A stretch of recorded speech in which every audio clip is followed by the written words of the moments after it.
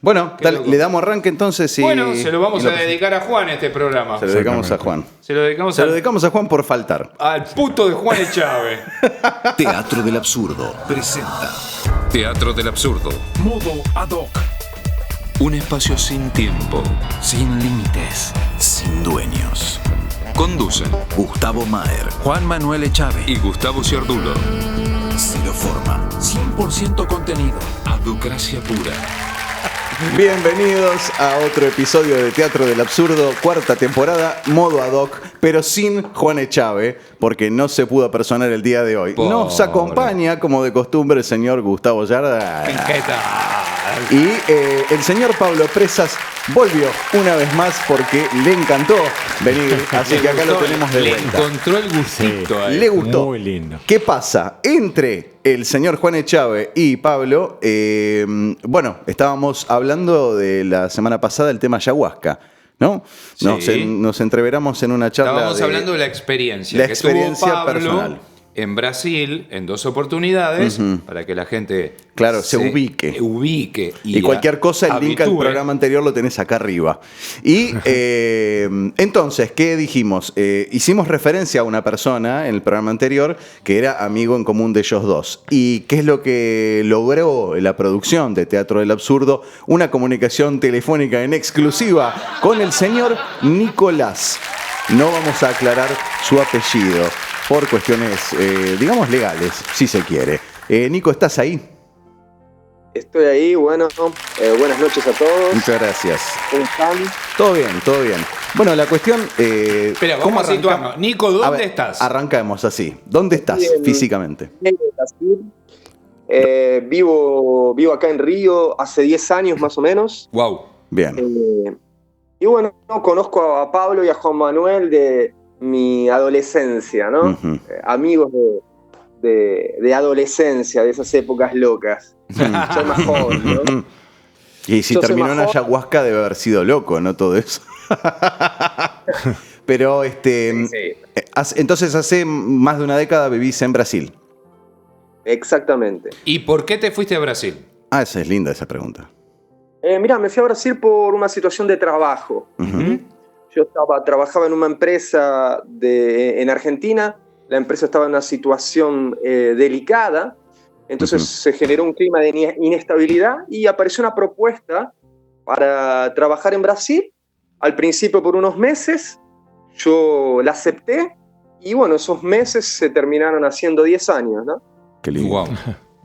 Qué bárbaro. ¿La empresa se puede decir? ¿Se puede decir a qué te dedicas actualmente? ¿A qué se dedica más bien? En realidad es una empresa relacionada a la construcción civil, ¿no? Ah, mira. Es una fábrica y el trabajo de alquiler de equipos para la construcción civil. Yo en realidad soy formado en psicología, pero bueno, trabajo de algo que no tiene absolutamente nada que ver, ¿no? Qué loco. Siempre trabajé en empresas. Entonces siempre trabajé más en el área de administración de empresas. Entonces, bueno, situaciones de vida me fueron llevando a terminar en una empresa en Río de Janeiro, ¿no? Claro. Pero, ¿cómo conectaste la psicología Claro, con nunca el escuché de que un trabajo? psicólogo no trabaje de psicólogo. Está bueno. No, porque mira, a ver, yo ya estudié de grande psicología. Ajá. Entonces, yo ya estaba inserido en el mercado laboral y estudié por una cuestión de placer, no por una cuestión profesional. Y nunca tuve la oportunidad, en el sentido de que terminé mi formación y una vez que terminé mi formación, yo siempre continué trabajando. Es medio difícil uno inserirse en otro mercado cuando ya está trabajando mucho tiempo. No tenía tiempo para las prácticas, no tenía más que nada todo el bagaje teórico. Claro. Y bueno, y nunca me dediqué a eso, ¿no? Siempre fui de una empresa a otra, ¿no? Pero lo que no quita que tenga una especie de amor platónico por la psicología y también por cuestiones esotéricas y ese tipo de cosas, ¿no? Él estudió con ustedes en la escuela de... Ahí voy a... Dame un dato. Yo conozco a Nicolás desde hace unos cuantos años, tal cual él dijo, porque yo fui a estudiar con su mamá. Ajá. ¿Y qué estudiabas? Su mamá tiene un instituto al día de hoy, se llama Nocancani, donde se enseñan varias cuestiones yo fui a aprender metafísica en aquel momento. Y ahí nos reencontramos con Juan. Claro. La vida hizo que yo me hiciera muy amigo de Nicolás, que también él se haya ido, nos reencontramos en un tiempo, que esto, que sí, que no, que blanco, que negro. Hemos sido, digamos, hoy con su mamá, digamos, seguimos teniendo muy buena relación. De hecho, a veces hasta vacacionamos juntos, si se da. Y bueno, acá estamos. Nicolás siempre fue un chico que le encantó todo tipo de actividades esotéricas, todo Fantástico. tipo, y es un estudioso. Todo lo que hace, lo hace en profundidad. Bien, está bien. Hasta a veces es excesivamente serio. Está bien. Wow. Tenés derecho a réplica, Nico, ¿eh? Pero digamos... No, la verdad que está bueno escuchar lo que un amigo piensa de uno. Claro, yo lo obvio. quiero mucho, lo quiero hacer. Lo quiero mucho. Mirá, te comento, Nico, estos dos sátrapas, amigos tuyos, Juan y Pablo, el programa anterior se pusieron a hablar de experiencias con la ayahuasca, ¿no? Y entonces, digamos que esto es un llamado de auxilio para que vengas a aclarar un poco las cosas, ¿no? De primera mano, Sí. porque sabemos que sos el que incitó de alguna manera a Pablo, el que obligó o guió cualquier cosa que se te ocurra, con el asunto del daime y todo esto, ¿no? No sé si Pablo te comentó qué es lo que estuvimos hablando. No sé si querés arrancar. Yo diría que arranques una explicación apta para bestias de qué se trata la ceremonia. Así decime, Pablo. Mira, por ejemplo, Nico, para ir ayudándote, ¿no? Porque Claro, tirar unas puntas. sé que podés hablar 3 días seguidos de todo esto. Lo cual no Por tenemos ningún ejemplo, problema. una de las preguntas que los chicos me hicieron el otro día y que claramente yo no sé responder, primero es, en forma teórica, qué es la ayahuasca, y después, de qué deviene, o sea, los orígenes. Ok. como para ir situándonos de algún modo, digamos que estoy seguro que me lo contaste todo esto, pero que no me quedó Pero no nada. lo transmitió. Adelante, si querés desasnarnos. No, igual a mí me parece muy bueno que hayas contado tu experiencia, ¿no? Porque la ayahuasca es algo muy práctico, ¿no? El ritual con ayahuasca. Entonces, me parece muy bien que lo describas con tus propias palabras y con tu propia experiencia, ¿no? Eso me parece muy válido. Y bueno, antes de cualquier cosa quería hacer una aclaración, ¿no? Que bueno, primero que voy a contar mi experiencia de 10 años consagrando con ayahuasca, y que no estamos haciendo ningún tipo de apología al consumo de ayahuasca, en absoluto. ni incentivando.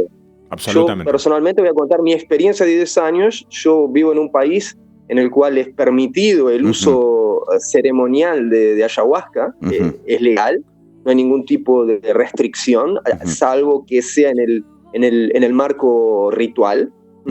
Y entonces eso en Argentina no es de esa manera. Entonces en Argentina no es liberado el consumo de ayahuasca.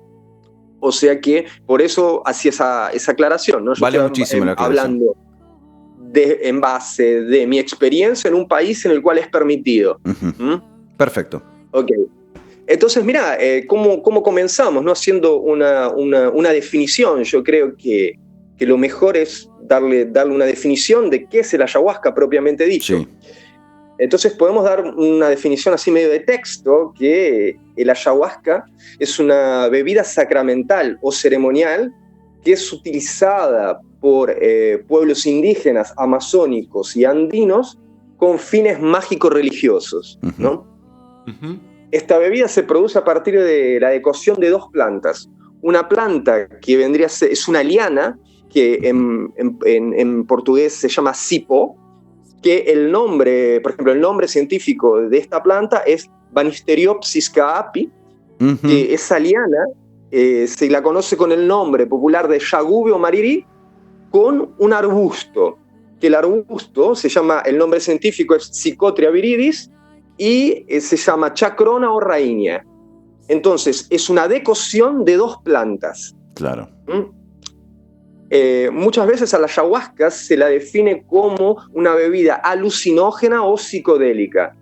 Viste, yo personalmente no comparto esa definición desde el punto de vista que, primero, que yo considero esos términos peyorativos, ¿no? Porque da una idea primero de... Se te viene a la cabeza temas de drogadicción.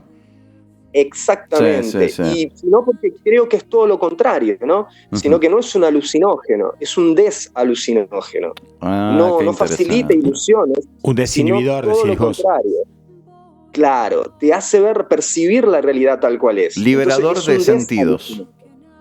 Exactamente. Claro.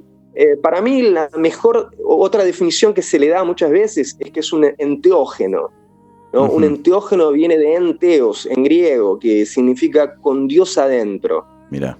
Entonces eso da una idea de inspiración divina. Sí. Y que yo tampoco uso mucho ese término, porque ese término fue medio apropiado por algunos movimientos más New Age, que acá se los conoce como neo-ayahuasqueros, y yo tengo una visión más tradicional del consumo, ¿no? Para mí, la mejor forma de describirlo es que es un expansor de conciencia. Bien.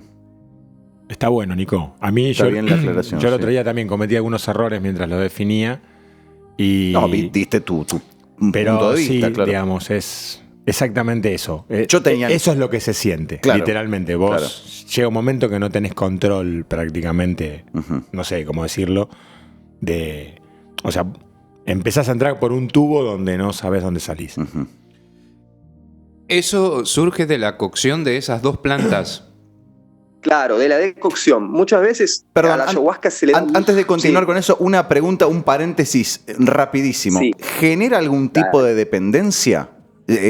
Porque ya te escucho mucho conocimiento desde lo, no sé si químico o desde la biología de las plantas.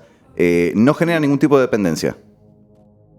No. Perfecto, listo. Mirá, inclusive vos pensás que en Brasil es liberado para el consumo ritual, o sea, no se puede usar en otro tipo de, por ejemplo, no se puede usar como en terapia, de una manera terapéuticamente, desde 1987, Bien. Que hubo una comisión interdisciplinar de médicos, psiquiatras, psicólogos, que se dedicó al estudio y se llegó a la conclusión de que no había ningún tipo de daños para la salud mental ni patrones de dependencia.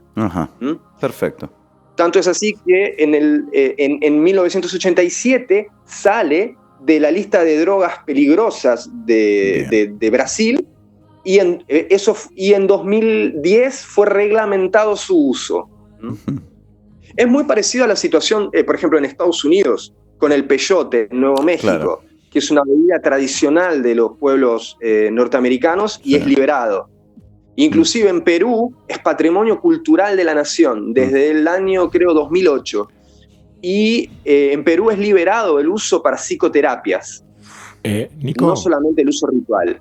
Nico, sí. ¿Tenés idea desde qué año data esto realmente en cuanto a su origen? Vos me estás hablando de los incas y ya me das una idea. Claro. Me situás espacio-temporalmente. ¿Hay una idea? Porque uno al ver, digamos, toda la cuestión de los incas, el que tuvo la oportunidad de ver, hay muchas cosas que en aquel momento se hablaba de que se utilizaban algunas cuestiones, pero obviamente no hay registro de todo eso. No, claro. Hoy, digamos, de mortales que puedan transmitirlo. Documentación, digamos. Claro, es más el sentimiento de la cultura. Sí. Entonces, por eso te preguntaba si existe alguna espacio-temporalidad. Mira, bueno, obviamente se dice que es una bebida milenaria, es muy difícil datarla, ¿no? Claro. Se dice que la tradición indígena es más oral, ¿no? Entonces se dice que viene de antaño, ¿no? Que es una tradición milenar. En cuanto a los registros arqueológicos, la referencia, estoy hablando de generalidades también, ¿no? Un poco, ¿no? No, está bien. Puedo errarle en alguna fecha, ¿no? Pero hay referencias de cerámicas en Ecuador de consumo y la preparación de ayahuasca de aproximadamente unos 3.000 años atrás. Mira. Esos son referencias arqueológicas, ¿no? Y desde el punto de vista occidental, las primeras referencias son escritos de los jesuitas, más o menos en el año 1700, por ahí, donde se hace referencia al uso de la ayahuasca por parte de los indígenas. tanto que el nombre ayahuasca etimológicamente es una palabra quechua, ¿no? Sí. Que significa aya es muerto, espíritu o ancestros, y huasca es soga o liana o cuerda, Claro. ¿no? El nombre etimológicamente significa la soga de los muertos, Claro. y que dentro de la cosmología indígena daba la idea de una soga, ¿no? Que le permitía al chamán que el espíritu salga de su cuerpo sin morir, y a través de esa soga viaje a otro tipo de realidades, ¿no? Un plano superior de existencia, Claro. o al mundo de los espíritus, ¿no? Dentro de las creencias indígenas. Te referís a otra dimensión. Exactamente. Claro. Qué bárbaro. Sí, que de hecho eso es lo que se puede vivenciar cuando uno practica, digamos, la ceremonia. Eso es básicamente lo que se puede ver, pero bueno, habría que hacerla. Es difícil explicarla Claro. sin experimentarla. Sí, mirá, inclusive, por ejemplo, una de las tantas cosas que llaman la atención de la ayahuasca es que es un enigma etnobotánico. ¿En qué sentido? Es que desde el punto de vista farmacológico es una preparación altamente sofisticada. Entonces no se consigue explicar cómo supuestamente indígenas, entre comillas, primitivos, ¿no? Claro. Con el taparrabo, corriendo por la selva, llegaron a un punto de vista sin de conocimiento farmacológico, químico, Claro. y sin ningún tipo de tecnología para armar un preparado tan sofisticado, ¿no? No sé si les interesa que les explique más o menos químicamente cómo funciona. Sí. Lo primero que te voy a preguntar yo es si alguien intentó o si lograron sintetizarlo. Mira, es muy difícil. Claro. Para algunos estudios que se hacen a nivel académico, sí se consiguió hacer un comprimido, pero no sintético. No. Hay muchos análogos. La ayahuasca no tiene solo una forma, hay muchos análogos. Con diferentes tipos de sustancias se consigue un efecto similar, pero la ayahuasca propiamente dicha, no. Inclusive hubo un problema que intentaron patentarlo, un laboratorio intentó patentarlo, que fue una lucha que tuvo el pueblo indígena, claro, de acá, porque es un patrimonio cultural indígena, ¿no? Propio de su tradición. Entonces patentarlo es un absurdo. Claro. Sí, Gustavo, vos habías hecho una pregunta hace un rato y te la trunqué yo. No sé si te acordás qué es lo que... ¿A dónde querías entrar? No, me olvidé porque lo estoy escuchando a Nico y me dejo llevar por lo que dice. Pero no importa, me surgen un montón de preguntas. Sí. Nico, ¿hay antecedentes de que se haya practicado fuera de Latinoamérica el consumo o la cocción de estas plantas y se haya utilizado el ayahuasca?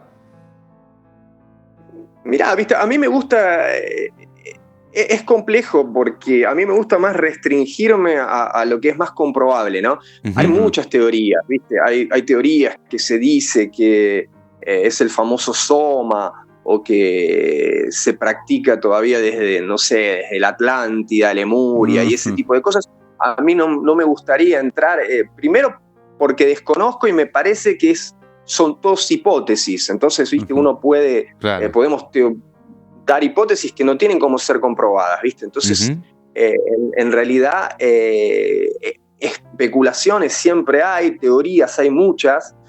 Yo personalmente me restrinjo a lo más fáctico, ¿no? A lo más comprobable. Obvio. Que es lo que te dije, que son 3.000 años atrás de referencias arqueológicas en cerámicos, pero obviamente que viene de mucho más atrás. No sé de cuándo, ni me gustaría teorizar al respecto, ¿no? Porque va a ser algo sin fundamento. Obvio.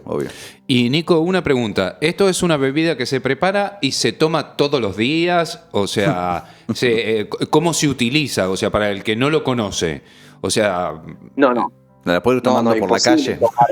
No, lo hicieron en una pastilla. Claro. Me levanto en la mañana, me tomo sería válida la pregunta. Una aspirina, me tomo... En realidad, En realidad me expresé mal, era una cápsula con el extracto. Claro, entiendo. Okay. Sí. Bueno, pero lo mismo, me levanto a la mañana y... En los estudios científicos necesitas dosificar, tener exactamente la cantidad de miligramos que hay de la sustancia. Entonces, a fin del estudio científico se hizo eso. Pero el consumo no existe, el consumo en comprimidos, ¿no? O en cápsulas. No existe. En realidad, mira, depende mucho, porque como el consumo de ayahuasca generalmente es diferente de acuerdo a la región que vos veas. Hay diferencias entre diferentes tribus de indios amazónicas, de las tribus andinas. Por ejemplo, yo como consumo, como consagro, no me gusta decir la palabra consumo, yo voy más con la palabra como consagro. En Brasil, por ejemplo, a diferencia de otros lugares, la ayahuasca, al salir de las comunidades indígenas, se transformó en 3 manifestaciones religiosas principales, ¿no? Que son religiones, que es el Santo Daime, que es la primera, que es la más antigua, con la cual yo más me identifico. Después tenés la Barquiña, que es de los años... el Santo Daime nace en los años 30, la Barquiña en el 45 más o menos, y tenés la Unión du Vegetal, que es de los años 60. Esas 3 son manifestaciones religiosas, ¿no? Que tienen como base el uso ritual de la ayahuasca. Tienen algunas diferencias entre sí, pero todas se centran más o menos en el autoconocimiento como un método para obtener sabiduría. Ok. Entonces, dentro de estas religiones, de estas 3 religiones, cada una tiene su propio modo de los rituales. Generalmente, por ejemplo, dentro del Santo Daime, que yo participo, hay un trabajo, no se llama ritual, se llama trabajo dentro del Santo Daime, cada 15 días. Ok. Que esos son los trabajos de concentración, que son los trabajos, es una línea de trabajo normales. Hay 3 tipos de trabajos: un trabajo de concentración, trabajo de estrella, que son trabajos más profundos, o son trabajos más específicos, por ejemplo, trabajos de desobsesión de entidades, llamémosle desobsesión, una idea de exorcismo, un trabajo de San Miguel, son trabajos mucho más pesados, y los bailados, que son también, es un tipo de trabajo que se baila, ¿no? Entonces, pero dentro del Daime el consumo es cada 15 días más o menos. Yo personalmente, es una de mis críticas a la religión, de que creo que es demasiado frecuencia. Para mí la frecuencia ideal es de 2 a 3 meses, porque uno le da tiempo a toda la información y a todos los procesos que se van gestando que decante en el trabajo. En uno. Exactamente, o los vas elaborando, porque a veces la ayahuasca es una herramienta. Entonces, una herramienta que hay que usarla y trabajarla, hay que pulirla, en el sentido de que yo puedo hacer el trabajo y tener acceso a un montón de contenidos, y yo tengo que ir elaborando esos contenidos. Si yo esos contenidos los dejo ahí, quedan ahí, ¿entendés? Yo tengo que lograr llevar esos contenidos a mi vida cotidiana, o a mi historia cotidiana, a mi historia, ¿no? Obvio. Entonces, yo soy un poco crítico de la frecuencia con la cual se consume. Yo creo que yo inclusive no cumplo esa regla. Yo más o menos hoy en día ya he consumido con mayor frecuencia, comulgo con la ayahuasca más o menos cada 2 meses.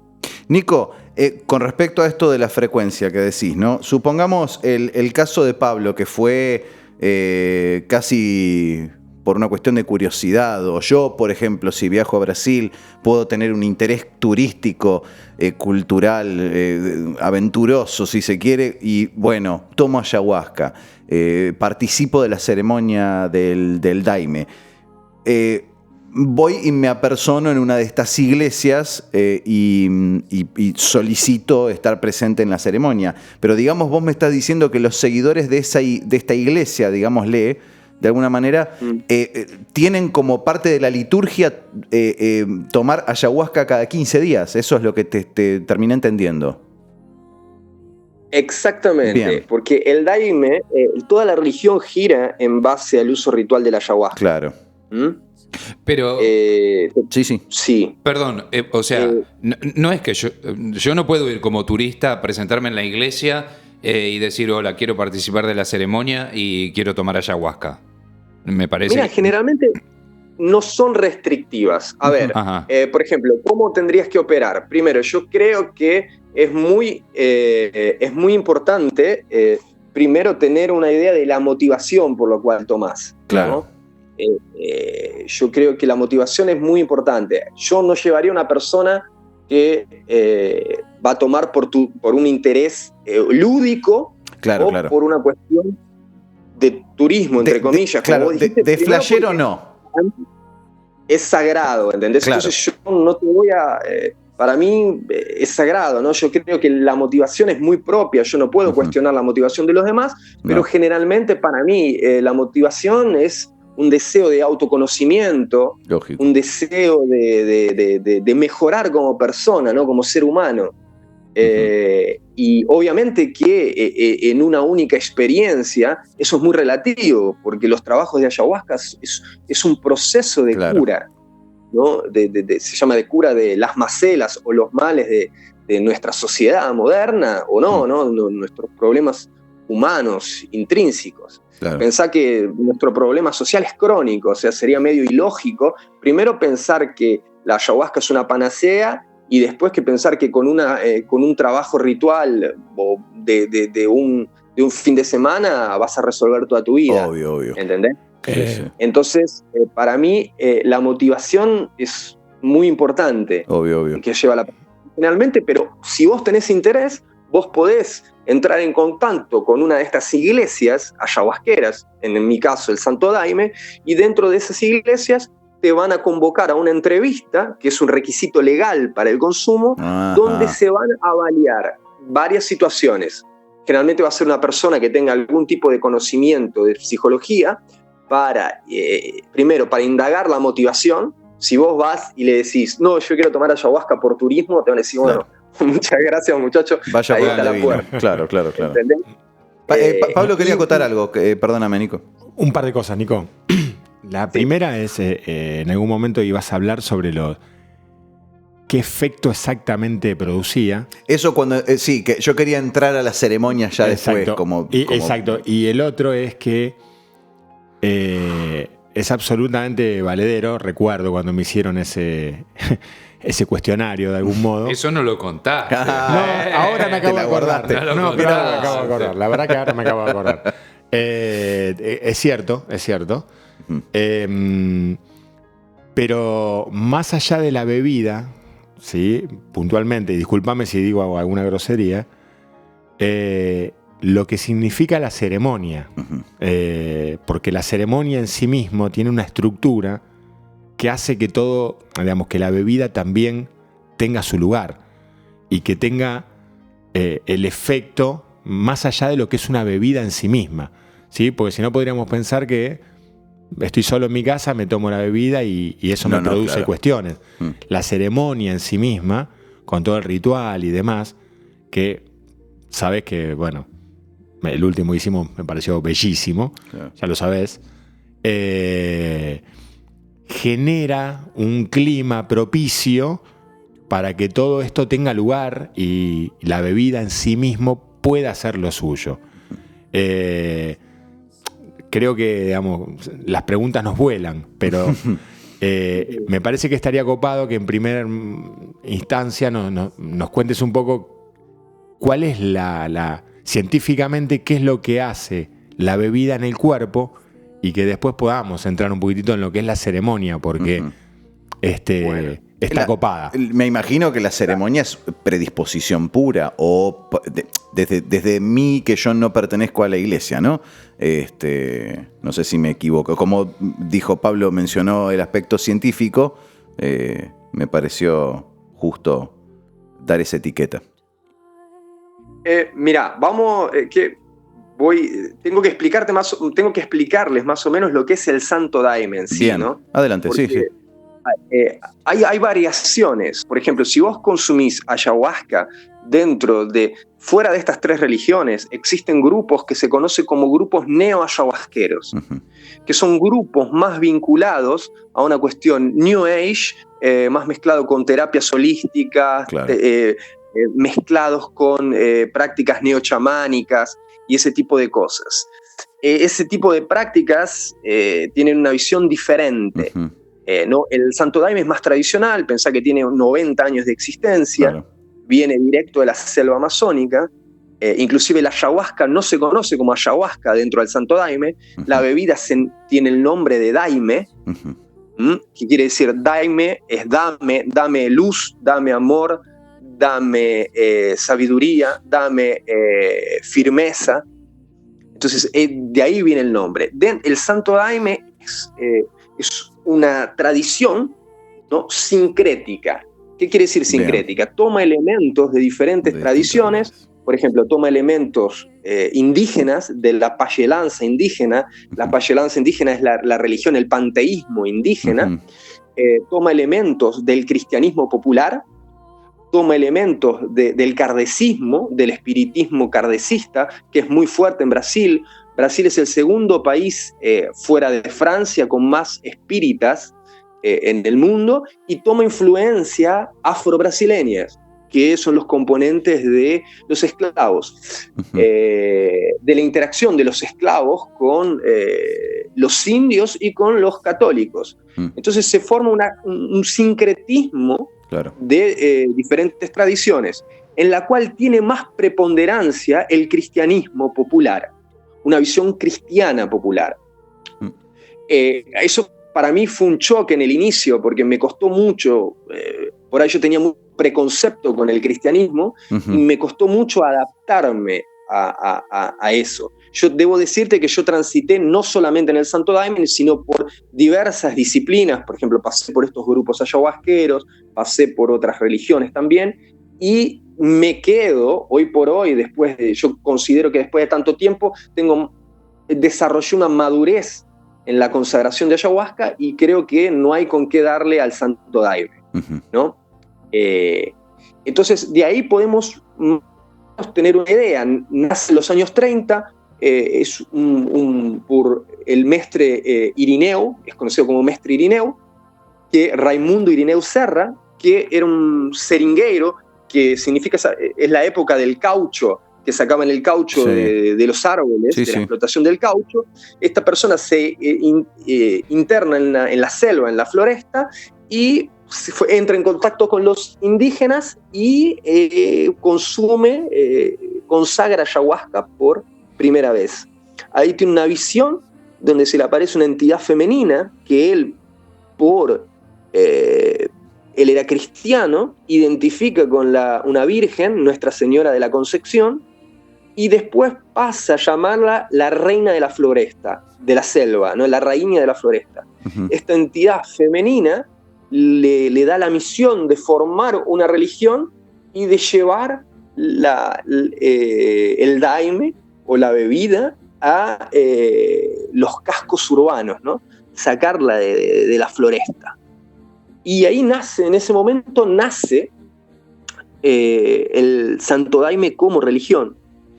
Es importante, el ritual del daime es una entonación colectiva de himnos, es todo musical. Toda la doctrina del Santo Daime, no hay un libro de referencia como la Biblia, hay himnarios. Todo el trabajo es cantado. Esos himnos, esas canciones, son reveladas astralmente, o sea que son canalizadas por las personas de mayor experiencia dentro del daime, y son transcriptas. Por ejemplo, se canta todavía el himnario del mestre Irineu, ¿no? Que tienen 90 años ese himnario. Entonces, toda la ritualística del trabajo es cantada. El himno es como el guía dentro de la experiencia.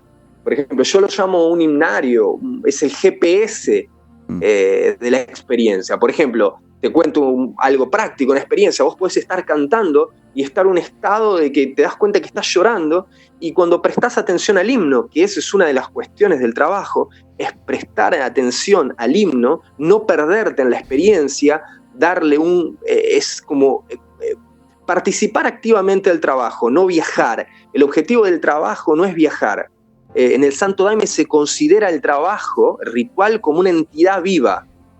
Entonces, uno forma parte, uno es un eslabón de una cadena que es cada una de las personas que estamos dentro del trabajo. Todo el mundo tiene una responsabilidad, tiene un lugar en el trabajo.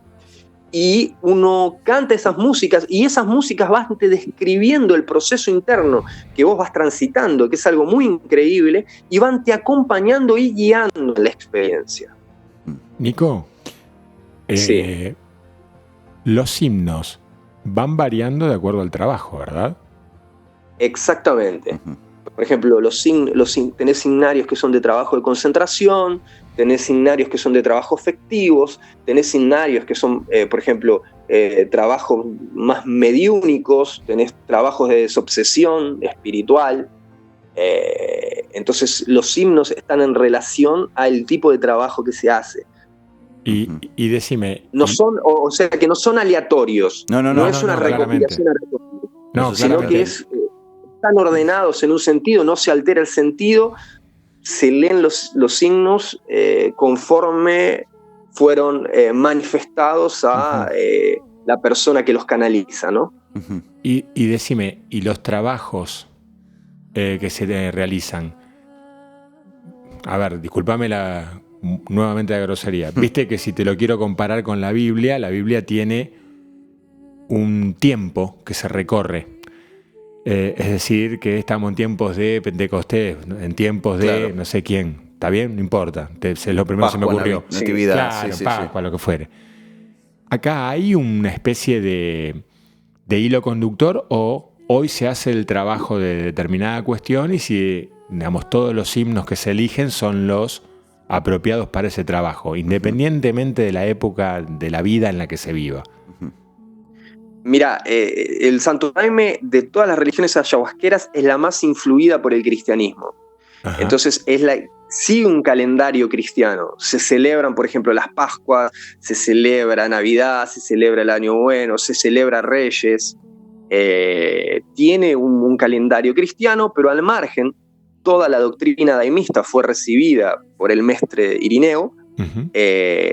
Y al margen de esas fiestas que se están relacionadas a las celebraciones cristianas, hay otro tipo de celebraciones como, por ejemplo, las relacionadas en menor grado, pero tiene influencias afro-brasileñas. Entonces, por ejemplo, el ritual que Pablo participó, el trabajo que Pablo participó, era un trabajo en honor, cultuando a Iemanjá, uh-huh, que es la diosa africana de los mares. En realidad es una imagen afro-brasilera, ¿no? Es un mito africano reinterpretado por los brasileros.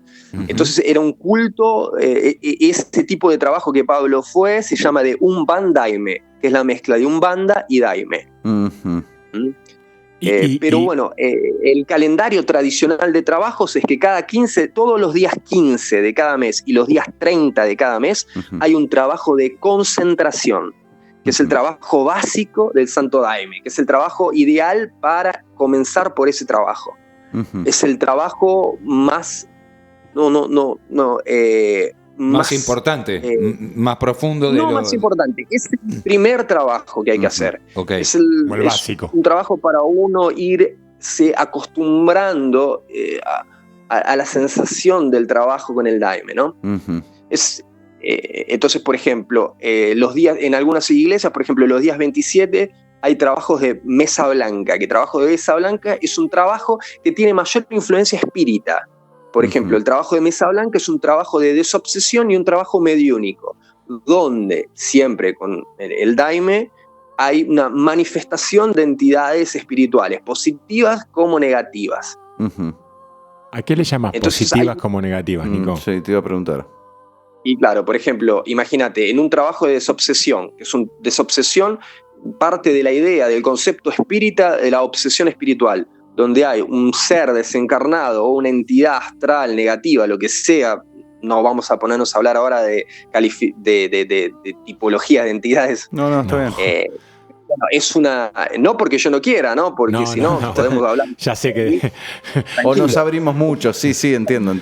Imagínate, está influyendo en una persona, en la vida de una persona, una posesión espiritual, como podríamos hacer una película, El Exorcista, alguna cosa más, de una entidad. Entonces, en ese tipo de trabajos, ayudado por el Santo Daime, por la apertura que hace de la mediunidad, se da un trabajo de cura donde se busca que ese tipo de entidades se manifiesten y encauzarlas, ¿no? O doctrinarlas. O simplemente no se busca solamente exorcizarlas, sino que encauzarlas, que se le llama de adoctrinarlas dentro de la doctrina del Santo Daime. O pasarlas a un plano superior, de luz, lo que sea. Entonces hay diferentes tipos de trabajo. Y la ritualística es diferente. Por ejemplo, es mucho más fuerte un trabajo de estrella. La dosis de Daime que se consume es mucho mayor. Generalmente, por ejemplo, en un trabajo de concentración se consumen 3 dosis. Y un trabajo de concentración puede durar entre 4 y 6 horas. Wow. Y un trabajo de estrella, que son estos trabajos, pueden durar de 12 a 18 horas. Wow. Y las dosis pueden ser 6, 9. Claro. No, a mí no me podría llevar a uno de esos, Nico. Claro. A saber. Espera que vuelvas a Río. ¿Sabés con qué me quedé, Nico? En todo esto, los chicos el otro día me hacían una pregunta que por supuesto yo no supe contestar, como tantas. Y ellos me preguntaban las entidades que van apareciendo y demás. Primero, antes que nada, esto funciona la ceremonia en un círculo. Corregime si estoy diciendo tonterías. Es un círculo donde todo el mundo participa de ese círculo, separado en 2, donde están mujeres por un lado y varones por otro. Nunca supe por qué. Y el mestre, como le decís vos, que conduce la ceremonia, ese mestre es el encargado de manejar las entidades que van apareciendo. Él es quien detecta aquellas cosas que van apareciendo, digamos, que ni siquiera nosotros mismos podemos detectar. No, mira, es que es complicado explicarte toda la estructura de la religión en poco tiempo, pero claro, te lo hago básico. La calificación de mestre es solo al mestre Irineo, que es la persona que es el fundador de la doctrina. Toda iglesia tiene un padrino y una madrina, que son los dirigentes de esa iglesia, que generalmente es un matrimonio. Son un matrimonio de 2 personas casadas, que es la madrina y el padrino.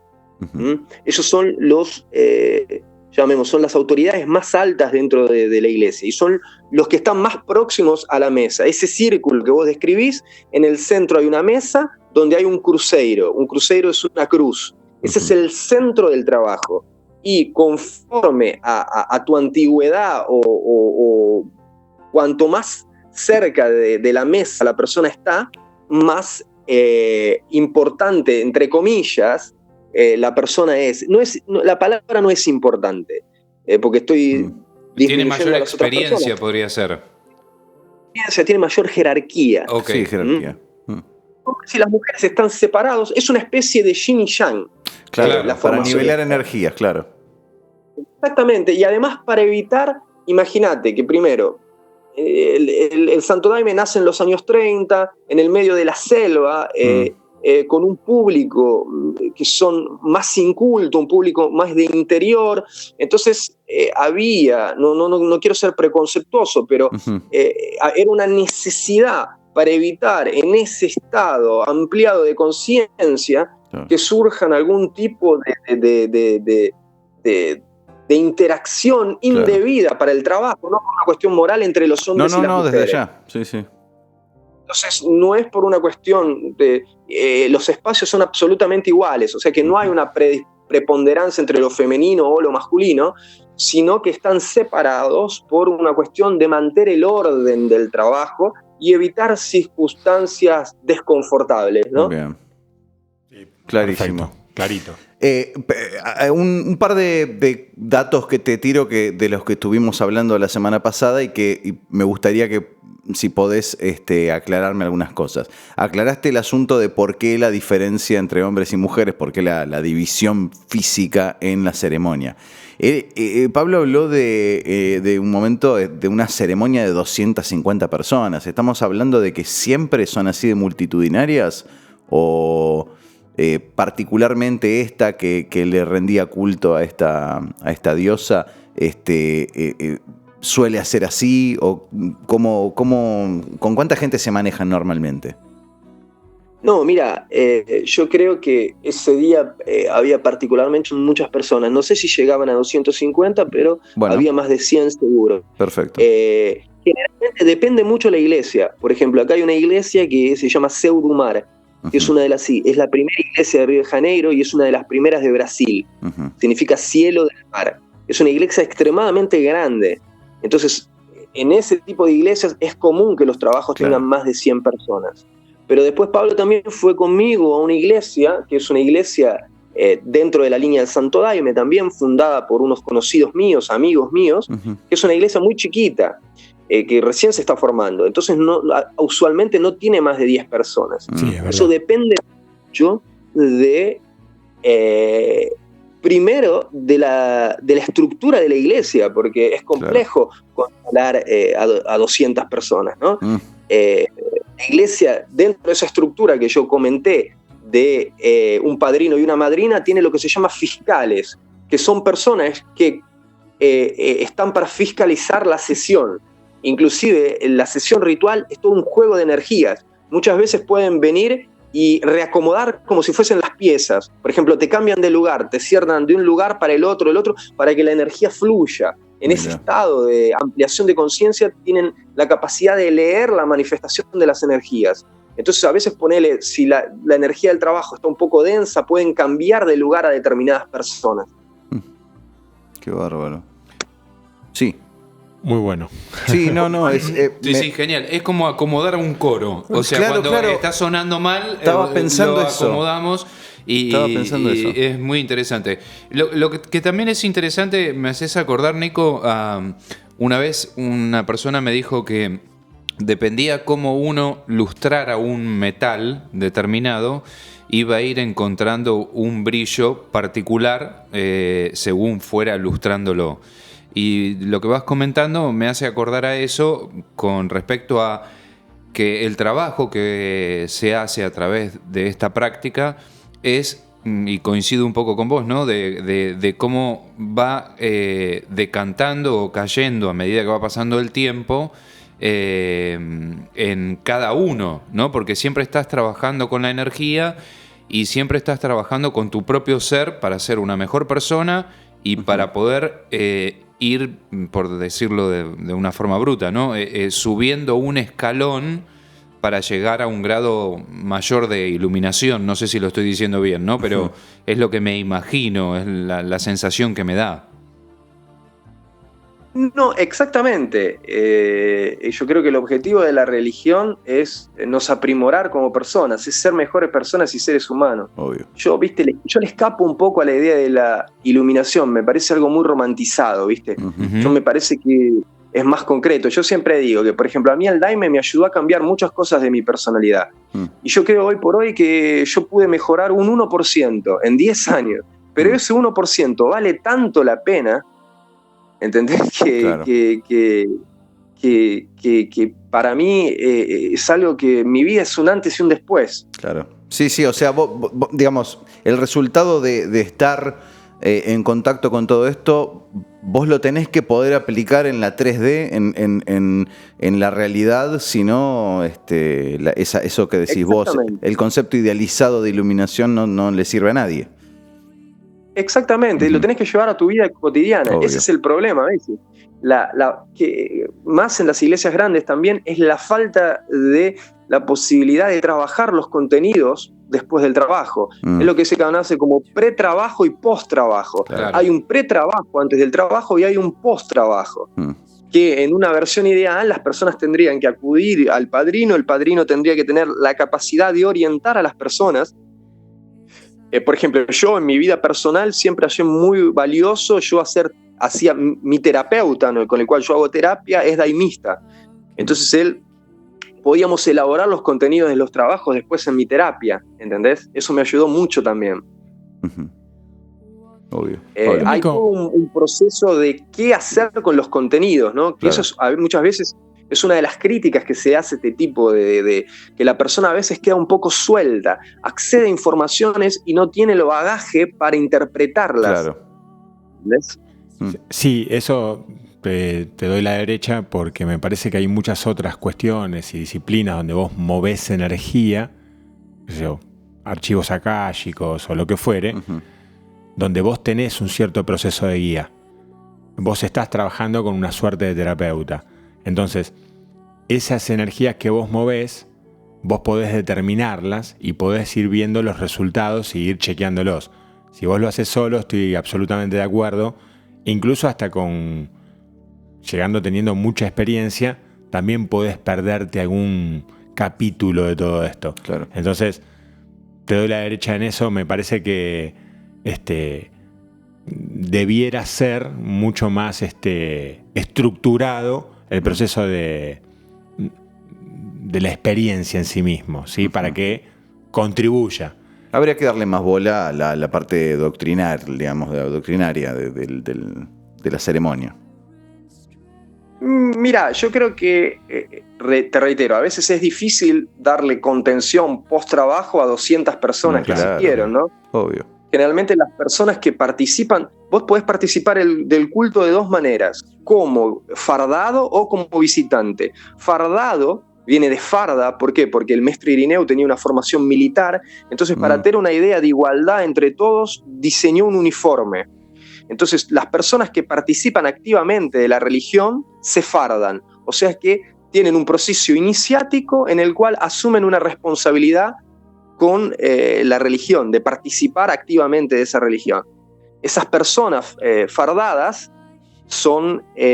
tienen un acompañamiento diferente, porque tienen lo cotidiano, ¿no? Se ven cada 15 días, tienen más acceso al padrino. La otra forma de asistir a un trabajo es lo que se llama los visitantes, que son las personas que vienen esporádicamente, que no fueron iniciadas dentro de la religión. Claro. Vengo a ser yo si quiero ir a probar, Exacto. digamos. Claro. Exactamente. Nico, y me quedé, que me corregiste ahí, estuviste bien.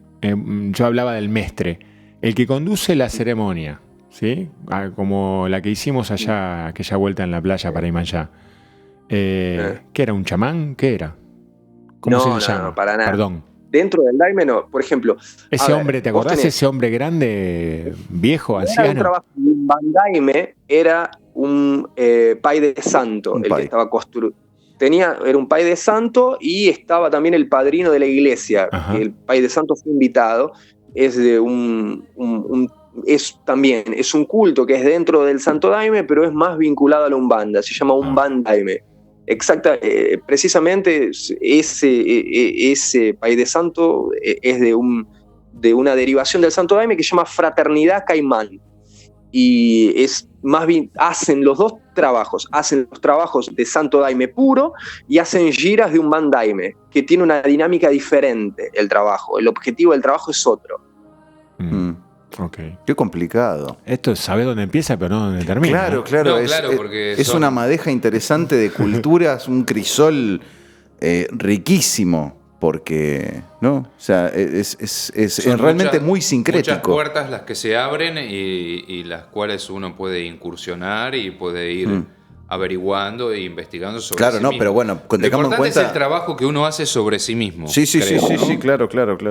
Sí, de todas maneras, este conocimiento más de índole institucional, Nico lo sabe bueno, son 10 años, dijimos, de estar ahí y de curiosidad desde ya, ¿no? Seguramente. Sí. No, y mirá, y además tenés que tener en cuenta una cosa, que si vos haces otro tipo de trabajo fuera de cada religión, muda mucho el tipo. Por ejemplo, si vos haces un trabajo con los indios, el trabajo con los indios es, entre comillas, lo más chamánico que uno puede hacer. Sí, claro. ¿Por qué? Porque, bueno, generalmente es en la floresta, o en algún tipo de construcción que imita, se llama una oca, que imita una construcción indígena, y se hace con un payé, que es esta especie de chamán, es el término nativo que indica un chamán, y es completamente diferente.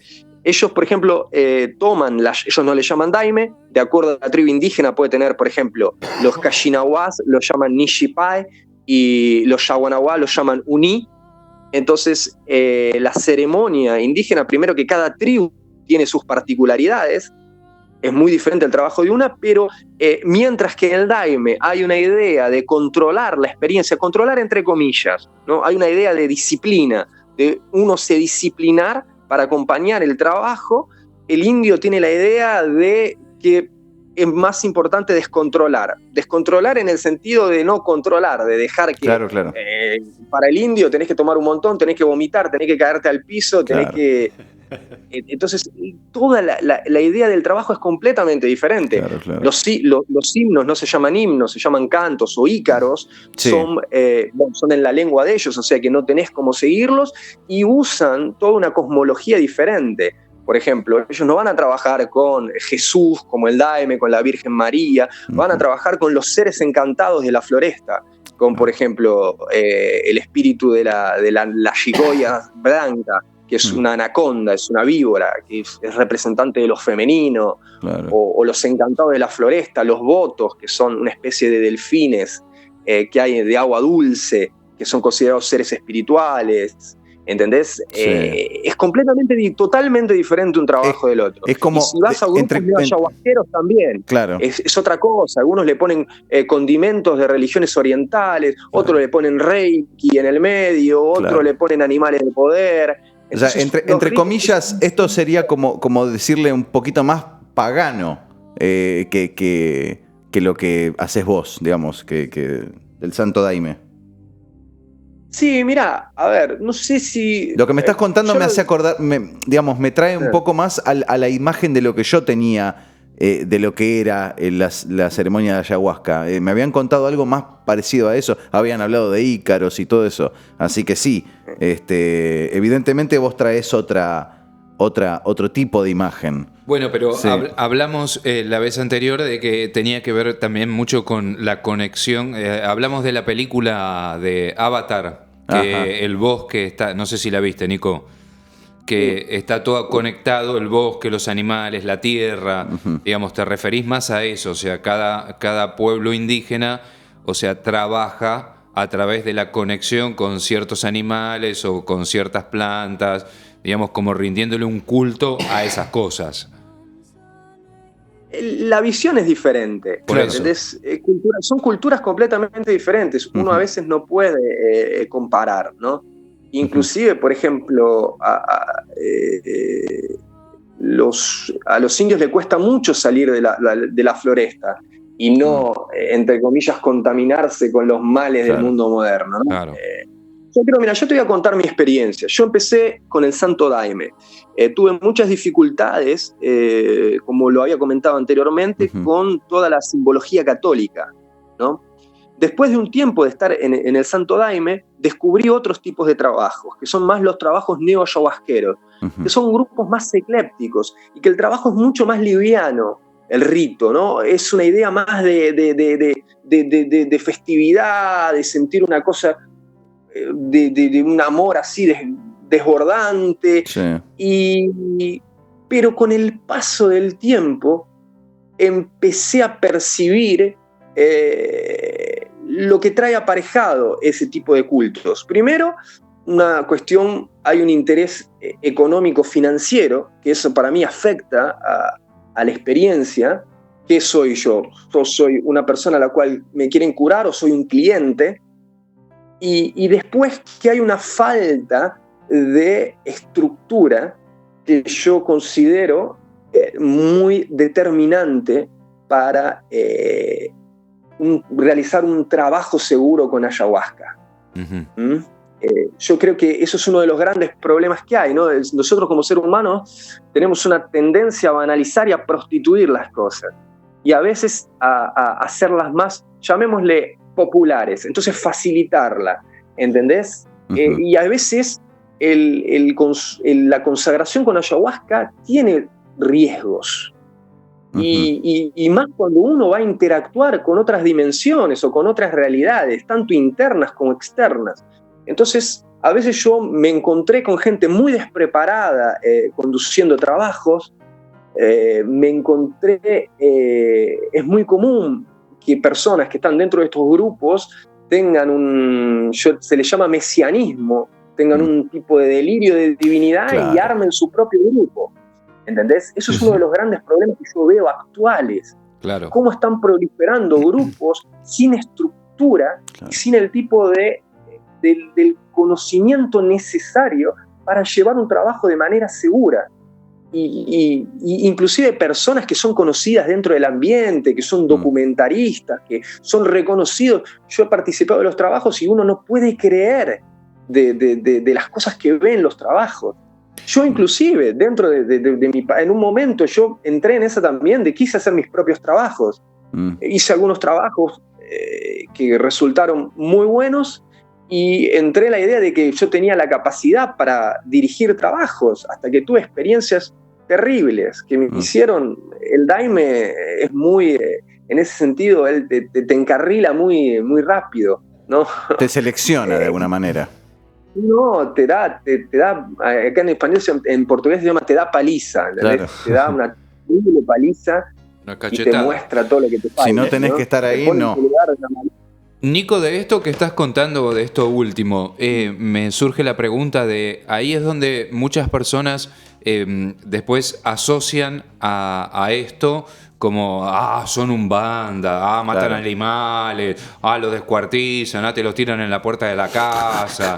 Sí, pues empiezan a pasar esas cosas, y la culpa es de este tipo de práctica, y en realidad grupos, claro, no tiene nada que ver. No. Mira, por ejemplo, primero, esto no es Umbanda, ¿no? Igual, por ejemplo, lo que es, hay muchísimo preconcepto con la Umbanda. Después les ofrezco hacer un programa de Umbanda, porque cuando vos quieras hablar de Umbanda, y yo me considero practicante de Umbanda, y no sacrificamos animales, no existe el sacrificio animal. No es que el consumo, el daime no tiene nada que ver con la Umbanda, o sea que la Umbanda tradicional no tiene ningún tipo de alucinógeno, ningún tipo de las sustancias. Es otro sistema religioso afro-brasilero que yo lo encuentro muy interesante, porque yo siempre tengo un interés antropológico, y la Umbanda es una religión relativamente nueva que te da la posibilidad de ir acompañando cómo la religión se va formando, va tomando elementos. Todas las religiones son la misma cosa, va tomando elementos de otro tipo de cultos o religiones preexistentes y los va acomodando a su liturgia, ¿no? Entonces, podríamos hablar, me parece que nos vamos a ir muy de mambo al hablar de la Umbanda, pero yo te digo que este tipo de consumo banal lo que genera son situaciones de riesgo. Claro. Genera que las personas se pongan. El consumo de ayahuasca tiene varios riesgos, dentro de ellos los episodios psicóticos. Claro. ¿No? Entonces. Yo te preguntaba a vos, Pablo, el otro día de si escuchaste casos de gente con brotes psicóticos o con algún tipo de conflicto derivado de la ceremonia. Vos me estás diciendo que podríamos hablar de que sí, de que se puede dar el caso. Mira, volvemos. Los riesgos generalmente son con el consumo asiduo. Claro. ¿No? Los riesgos se minimizan mucho en el consumo esporádico. Bien. ¿No? Si yo voy una vez a una ceremonia, baja la probabilidad de que me pase algo. Sí. Mira, por ejemplo, depende del lugar que vayas, ¿entendés? Claro. Ahí volvemos a lo que te iba... Sí, a la idoneidad de la persona que te va a guiar. Mira, yo creo que para darle una orientación, te voy a hablar rápidamente de los factores que, en mi punto de vista, influyen en la experiencia. Bien. Entonces, dentro de esos factores, vos primero tenés el contexto. que es el marco ritual donde vos lo realizás al trabajo. Correcto. Que son los cantos, la música, el lugar. Por ejemplo, no es lo mismo participar de un trabajo en la selva o en una iglesia dentro de la selva. Pensá que la iglesia no es un lugar inerte. La iglesia tiene un montón de cosas magísticas, entre comillas. Claro. Tiene protecciones, tiene guardianes, tiene una egrégora propia de la religión y de la iglesia que actúa como una protección, ¿entendés? Entonces no es lo mismo hacerlo en un departamento, hacerlo en el medio de la ciudad, hacerlo en un lugar que no tiene esas protecciones espirituales o energéticas instaladas, ¿entendés? Después también dentro de ese contexto influye la cantidad de personas, no es lo mismo 100 personas que 20, que 10, claro, que 2, que 3. Influye también lo que ya habíamos hablado, la motivación de por qué yo voy. Si yo voy con una motivación lúdica, quiero ver cómo es, a ver si es una droga, a ver cómo quedo, claro, si quedo loquito y todo, es muy probable que la pases extremadamente mal. Lógico. ¿Entendés? Porque dentro del daime, una cosa que no comenté, se considera el daime como un ser vivo. Sí. O sea, se considera la ayahuasca como un ser vivo. Vos estás Pablo tomando no una bebida, estás tomando un espíritu. ¿Entendés? Claro. Que ese espíritu se lo conoce como el profesor de los profesores. Claro. Y tiene un carácter aleccionador muy fuerte. Obvio. Inclusive dentro de vamos a llamar, de la cosmología del daime, hay una entidad que se llama Marashimbe, que es la encargada de, entre comillas, castigar al que se porta mal. ¿Entendés? Claro. O al que no está por las motivaciones correctas. Obvio. Y la podés pasar muy mal. El estado emocional de la persona que va a tomar no es lo mismo que vos vayas a tomar en un estado apacible, que vayas en medio de una crisis profunda emocional. Después, muy importante, la calidad y la dosis de la ayahuasca o del daime. Por ejemplo, la calidad, hablemos de la calidad química, o sea, farmacológica, de los elementos que lo componen, como también del proceso. El proceso de elaboración es un proceso ritual. Sí. No es solamente la sustancia es cantada, es consagrada, es rezada. Entonces, después también la dosis, no es lo mismo que vos tomes un vaso grande que un vaso mediano. También las expectativas que la persona va. A veces las expectativas influyen muy negativamente. Obvio. Y una de las cosas más importantes también de esos factores condicionantes es la capacidad y la experiencia y la idoneidad del conductor de la ceremonia. Obvio. ¿Entendés?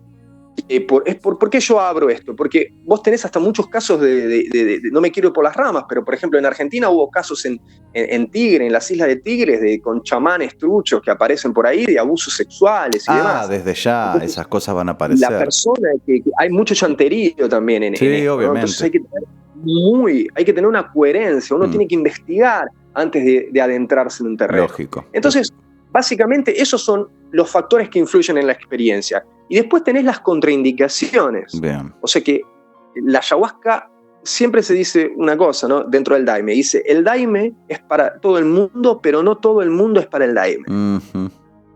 Eso primero. Está bueno. Y tenés contraindicaciones. ¿Cuáles las contraindicaciones? Por ejemplo, una persona con una enfermedad cardíaca. Porque hay alteraciones a nivel físico, la respiración, hay alteraciones emocionales importantes. Entonces, una persona con una enfermedad cardíaca, por supuesto, o no tiene que tomar, o tiene que tomar una dosis muy pequeña y con mucha supervisión. Después, personas, por ejemplo, con trastornos trastornos mentales o en tratamiento, por ejemplo. Ese es el grande problema. El mayor riesgo es un brote psicótico. Claro. Entonces, el mayor riesgo es que en esa entrevista previa no se consiga identificar si la persona tiene algún rasgo psicótico de la personalidad. Claro. Entonces, el tipo te va con una psicosis no manifestada y el mismo trabajo lo brota. ¿Entendés?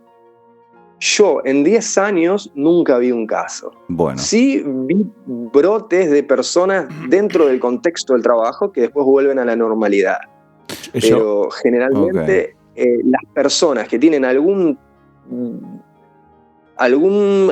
indicador de personalidad o hay algunas cosas acaban siendo lo atajan antes, expulsadas o banidas del culto. Perfecto. Si el culto es un culto serio y tiene la idoneidad para identificar este tipo de personas. Y un cierto sentido de responsabilidad, claro. Pablo. Yo le contaba el otro día a los chicos cómo había sido mi experiencia y que, bueno, obviamente en la segunda vuelta que lo hicimos, estaba emocionalmente, me limpié bastante porque me la pasé llorando. Creo que lloraba desde los tobillos directamente, desde el estómago, no sé. Sí, claro. Fue genial, fue espectacular. Pero yo contaba que vi otra gente en otros estados, ¿sí? Y que cuando la ceremonia terminó, todos nos abrazábamos con gente que a veces ni conocíamos, con un amor. Fue tan genial. Lo que quiero decir es un poco también que durante el proceso del Daime, durante la ceremonia en sí mismo, uno puede ir transitando diferentes momentos de acuerdo al trabajo que uno está haciendo, el propio trabajo. Pero que después, la verdad que es para mí fue divino. Bueno, creo que lo comentamos durante mucho tiempo. Fue absolutamente conmovedor, casi hasta las lágrimas, pero de emoción, de amor. Y bueno, nada, que no tal vez porque el trabajo era bueno, Claro. no tengo idea, no sé por qué, pero a todos los que Habrá nos contribuido conocimos, todo, digamos. nos pasó lo mismo. Ujú. Nada, yo contaba esa parte de la experiencia, ¿no? Y siendo que durante el proceso anterior no la había pasado tan bien. Claro. Pero bueno. Es también, primero, que cada trabajo es como tiene que ser. Claro. ¿Entendés? Exacto, Hay un sí. montón de efectos sincronísticos que confluyen para que un trabajo sea de una determinada manera. Vos pensás que generalmente los trabajos de Iemanjá, de ese tipo de deidad afro-brasileña de las aguas del mar, están vinculados a las emociones. Y eso es, por ejemplo, ¿por qué las lágrimas? ¿Qué son las lágrimas? Es agua salada. Y Iemanjá es la diosa de las aguas, más Bárbaro. específicamente de las aguas saladas. Entonces está muy vinculado al nivel emocional. También un símbolo de Iemanjá al margen del mar es la luna. Entonces es un tipo de trabajo de purificación emocional y es un tipo de trabajo con una energía maternal y de amor muy grande. Entonces está también relacionado a eso, al tipo de trabajo que vos fuiste, a la calidad de personas con la que la hiciste, calidad en el sentido no de calidad humana solamente, sí. sino de conocimiento, de cómo dirigir un trabajo. Y el otro trabajo que vos fuiste, que era una iglesia más pequeña, era un trabajo de cura. Entonces era un trabajo mucho más denso. Sí. Sí, Era un trabajo mucho más denso, inclusive se trabajaba mucho con la imagen del arcángel Miguel en el primer trabajo que vos hiciste, que es una cosa más de batalla interna, más de guerra. Sí, yo les decía que era como si... Viste que hay un momento donde es como que se deja de cantar y hay como una especie de minutos de silencio, no sé cómo decirlo, de introspección pura. Y que, mamma mía, se podía escuchar el silencio y que realmente todo, en mi caso, era una montaña rusa multiplicada por 10. De la velocidad con la que las cosas sucedían, al menos como yo las sentía. Me gustó más el segundo trabajo, para qué te voy a mentir. Fue mucho más placentero y fue mucho más regocijante, si querés verlo. Pero bueno. Sí, nada. Pero a veces es lo que yo te digo. Uno a veces... primero que obviamente en tu vida, después de hacer varios trabajos, hay trabajos que se diferencian del resto, que son marcantes en tu vida, que tu vida es antes y un después. Y hay trabajos que son más comunes, ¿no? Que no se llega a un nivel de tan profundidad. ¿Entendés a lo que voy? Yo creo que yo tengo una idea que uno tiene el trabajo que necesita en ese momento. Claro. ¿Entendés? Sí. El trabajo te encuentra a vos. No siempre, por ejemplo, por eso se llama que a veces en el Daime o en la ayahuasca te lleva a trabajar aspectos que vos no querés trabajar. No es que vos decís, bueno, voy a ir a trabajar tal aspecto. Te lleva después por cualquier lado, te va a mostrar lo que vos no querés ver. Generalmente los trabajos más de ondear en el inconsciente personal son trabajos más de ondear en la oscuridad, ¿viste? Si lo vamos a hablar desde la alquimia, es el trabajo, es la obra en negro, ¿no? Claro. Me preguntaban de la alquimia, es la nigredo. Es el trabajo, es ondar en tu putrefacción. Discúlpenme la palabra, pero es ondear en tu mierda, en tu mar de mierda. Y obviamente un trabajo de cura emocional con Imán Shah va a ser mucho más placentero que un trabajo de ir a ondear a tu mierda. Obvio. Yo ya sé cuándo tengo que viajar y ir a visitarte. Yo ya sé más o menos para qué época, ¿viste? Mira, Nico, vos ahí mencionaste de vuelta la alquimia y te quiero tomar la palabra para un nuevo encuentro en el programa para que nos hables acerca de eso. Me gustaría a mí personalmente hablar de alquimia porque es un tema que me encanta. ¿Te quedó algún tema como para cerrar el asunto de ayahuasca? ¿Algún aspecto que no hayamos tocado o te faltó decir algo? Mira, yo lo que quería, no contesté la pregunta de los riesgos más fisiológicos que me habían por favor, sí. preguntado. Entonces vos, yo sé que bueno, tenemos por ahí situaciones con el tiempo, entonces lo voy a intentar hacer lo más conciso posible. Tranquilo. Vos dentro de los riesgos tenés, bueno, el principal son episodios psicóticos, lo que se llama inflación del ego, mesianismo. El ayahuasca o el daime puede hacer dos cosas: o te puede ayudar a desestructurar tu ego o lo puede inflar si no es utilizada correctamente. Obvio. Entonces generalmente se llama delirios de divinidad o mesianismo. La persona cree que es un encargado divino, ya se cree chamán, cree que puede imponer las manos y adelanta muchos tiempos. Por eso es muy bueno, cuando yo hablo de estar en un lugar estructurado, me parece muy importante buscar lugares serios y con mucha experiencia, claro, ¿no? Después también es las personas de un consumo habitual, digámosle que los riesgos son más exponenciales. Por ejemplo, hay una pérdida de conexión con la vida material. Vos vas a ver a las personas muy etéreas, ¿entendés? Como que les cuesta inserirse en su vida laboral, pero es porque hay un consumo y yo creo que inmaduro e irresponsable, ¿entendés? Entonces, esa forma de consumo irresponsable aumenta los riesgos. Por ejemplo, esa pérdida de conexión con la vida material. Después también hay un riesgo medio de una anorexia, no nerviosa. Generalmente las personas que tienen un consumo asiduo terminan transformándose en vegetarianos, generalmente, y los trabajos son muy largos, no se come bien a veces, y las personas son muy flaquitas a veces. Y un riesgo que existe, que no es dentro de los riesgos más físicos y probables, más para una visión agnóstica, pero es yo lo diría, difícil de tratar dentro del punto de vista científico, pero la incorporación me gusta llamarlo de entidades psíquicas autónomas. Que dentro de la psicología junguiana te lo podría describir como complejos, y dentro de un lenguaje chamanístico te lo podría decir como espíritus negativos o demonios. El consumo de ayahuasca abre la mediunidad, ¿no? Las capacidades mediúnicas de las personas. Entonces, hacerlo en lugares que pueda llegar a tener influencias de algún tipo de entidades y que no tienen las protecciones correctas, puede llegar a traer ese tipo de riesgos, ¿no? Entonces, digamos que estos riesgos que vos enumerás podrían darse tanto por actos de negligencia como de fanatismo. Exactamente.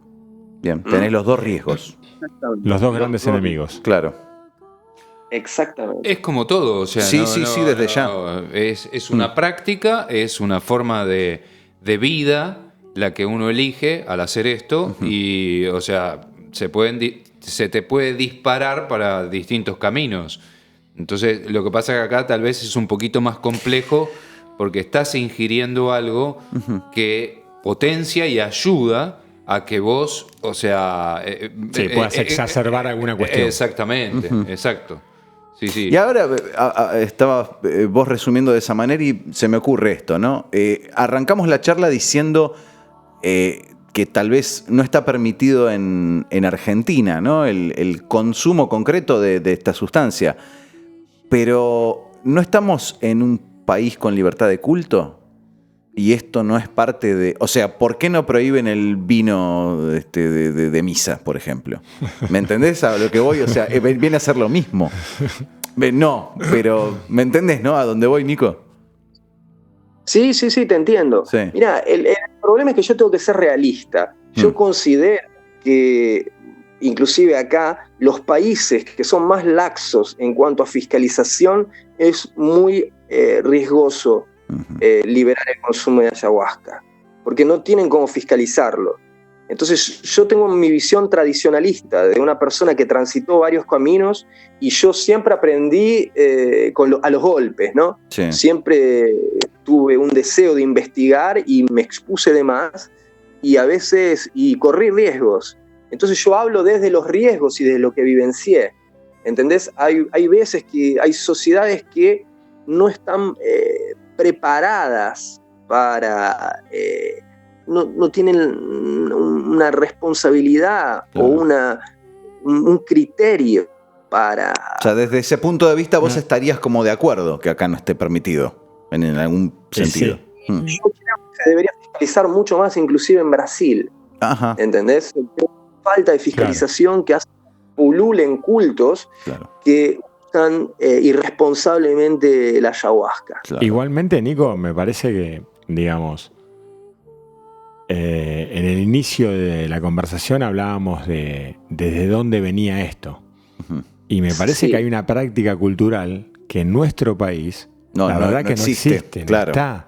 Entonces, me parece que sería muy coincido absolutamente con vos. Claro, es absolutamente riesgoso porque habría una banalización de todo esto, claro, como la hay de muchas otras disciplinas, que estás hablando de algo que te puede poner en riesgo, obvio, por todos los riesgos que vos enumeraste correctamente. Entonces esto no es siendo una... Y vos hablaste también de que era una bebida que te castigaba. Claro. Imagínate tomado acá con la banalización que se puede hacer acá, ¿viste? Me parece que estoy absolutamente de acuerdo con vos. Igual, perdón, desde la ignorancia, en Argentina no hay iglesias que se dediquen a este culto. ¿O estoy equivocado, Nico? Mira, puede ser que haya alguna iglesia de Santo Daime escondida por ahí, pero... Pero de Santo Daime.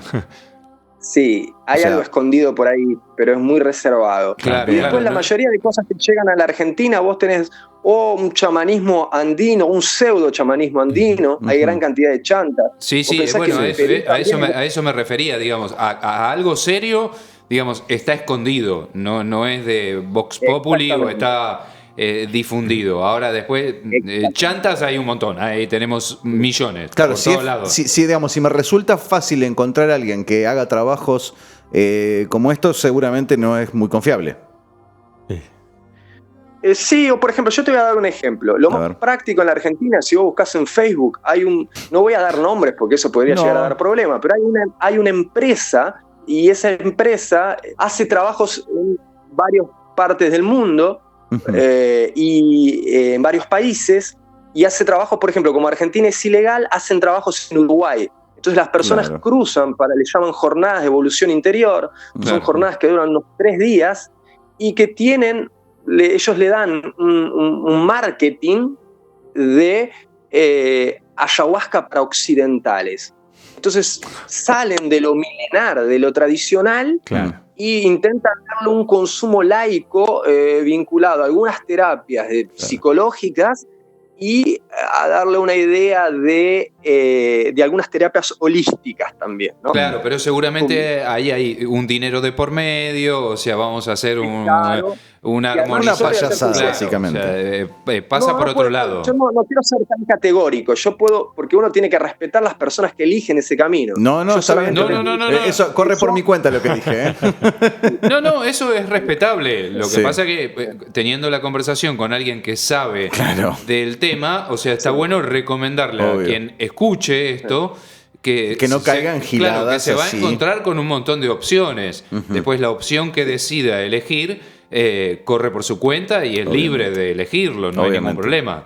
Pero que puede traerle muchos problemas a su salud, a su conciencia, todo lo que establecimos antes, claro, todo lo que fuimos hablando. Obviamente. Mira, yo creo que a mí, yo que tengo un cariño y un amor especial por lo que el DAI me hizo en mi vida, a mí me duele el hecho de que se comercialice como un producto, ¿entendés? Claro. Primero que ese tipo de... Yo nunca tomaría ayahuasca en una empresa, en algo que Claro. tiene aquí, ¿entendés? Claro. Todos los como contextos algo... donde los tomás son contextos naturales o digamos... Generalmente las iglesias son rodeadas de flores. Claro. En los lugares donde tienen selva, ¿no? Que, por Obvio. ejemplo, en Río de Janeiro, esa iglesia que yo comenté es en el medio de la selva, Claro. Seudumar. Entonces Sí, no uno vas está... a ir a un departamento a caballito En para Leblon. hacer... Claro, Claro, no se trata de juntarte con unos amigos claro, obviamente. para ver qué pasa. No, es un trabajo personal, Y un aparte, trabajo... de alguna manera te desmerece también toda la estructura de creencias del Santo Daime. O sea, se cagan en una tradición de alguna manera exactamente. milenaria o lo que sea, sí. Sí, inclusive, viste, se banaliza un poco. Obvio. Todo bien, ellos dicen que se publicitan como que hay médicos y psicólogos que lo acompañan. Yo, la verdad, también es difícil hablarlo sin haberlo vivenciado ese tipo, pero Sí. yo lo comparto, ¿no? Todas las opiniones se respetan, pero no todas se comparten, ¿no? Obvio. Yo Absolutamente. nunca tomaría en una empresa o algo que tiene una finalidad de lucro. Inclusive la finalidad de lucro en Brasil es prohibida por ley. Claro. No se puede hacer turismo de ayahuasca y las iglesias, eso hablándote, que me parece un hecho importante de este tipo de cultos, te cobran un valor mínimo que cubre los costos de la elaboración y cubre los costos del lugar con agua mineral, con papel higiénico, porque generalmente te cobran entre 30 y 35 reales un trabajo. ¿Sería y si vos cuánto? vas a esos trabajos y multiplicarlo por 14 pesos.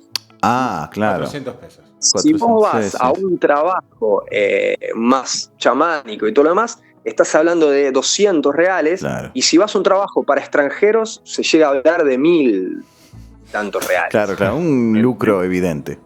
Ujú. Entonces, eso para mí, pero te reitero, es mi posición personal, ¿no? Obvio. Obviamente hay que respetar las elecciones de otras personas, ¿no? Tal Y cual. yo creo que uno tiene que tener discernimiento. Si uno va a buscar Y algo claro. espiritual, tiene que alejarse lo máximo posible de lo comercial, ¿no? Pero Claro. bueno. Yo estoy de acuerdo con eso. Sí.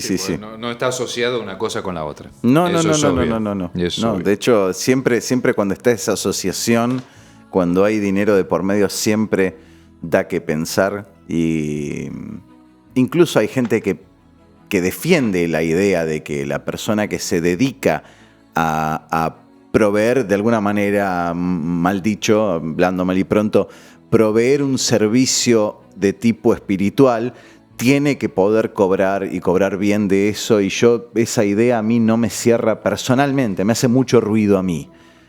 No estoy diciendo que tienen que vivir sumidos en una pobreza, pero da que pensar, que cotice en dólares un servicio así, ¿no? Es para hablar.